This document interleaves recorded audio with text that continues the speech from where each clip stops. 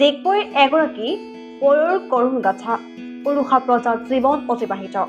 ডিগবৈ পাৰ্শ্বৱৰ্তী ২ নং বৰবিল অঞ্চলত বন্ধ হৈ থকা এটা আওপুৰণি ধান মিলৰ এটা কোঠালিত অকলশৰীয়া জীৱন অতিবাহিত কৰিছে ৬৫ বছৰীয়া এজন পৰুৱাই। দৃষ্টিশক্তি হেৰুওৱা অসহায় ব্যক্তিজনৰ নাম বিষ্ণু চেত্ৰী। চৰকাৰী আঁচনিৰ প্ৰধানমন্ত্ৰী আৱাস যোজনাৰ ঘৰ এটাও লাভ নকৰিলে বৰষুণত তিতি থকা ৬৫ বছৰীয়া বৃদ্ধগৰাকীয়ে। অসহায় চেত্ৰীয়ে বৰবিল গাঁও পঞ্চায়তত কাতৰ আহ্বান জনাইছিল এটা গৃহৰ বাবে। একে সময়তে ডিগবৈ বিধায়ক সুৰেন ফুকনৰ সহায় বিচাৰিছিল যদিও সকলো যেন ফুটুকাৰ ফেন।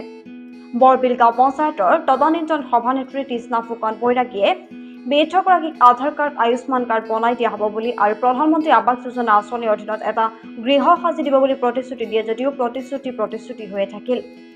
সম্প্ৰতি এটা উৰুষা প্ৰজাত জীৱনৰ বাকীছোৱা সময় অতি কষ্টৰে অতিবাহিত কৰিব লগাত পৰিছে অকলশৰীয়া ৬৫ বছৰীয়া বৃদ্ধাগৰাকীয়ে।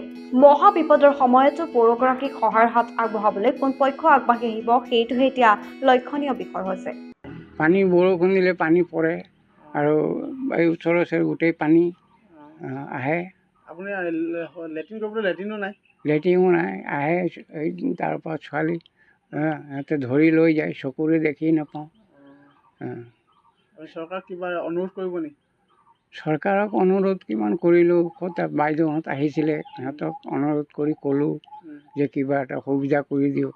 সকলোৱে হ'ব কেইদিনমান দেৰি হ'ব, 2-4 দিন দেৰি হ'ব বুলি কৈ থৈ গ'ল। আপুনি ডিগবৈ MLA-টো দেখিছে নাই?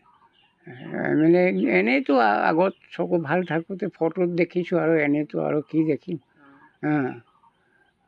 আৰু মই চকুৰে দেখা নাই, এতিয়া তেখেতৰ ওচৰত যাবলৈও শক্তি নাই।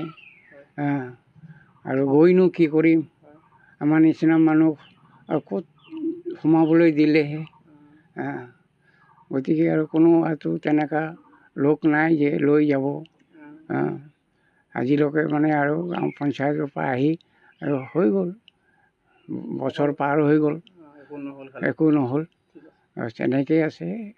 এই বিস্কুট পেকেট দি গ'ল, হৰলিক্সৰ বটল এটা দি গ'ল, সেইখিনি আৰু দি মেলি গুচি গ'ল। ডিগবৈৰ পৰা বিনন্ত কৌৰ ৰিপৰ্ট, সংবাদ 365।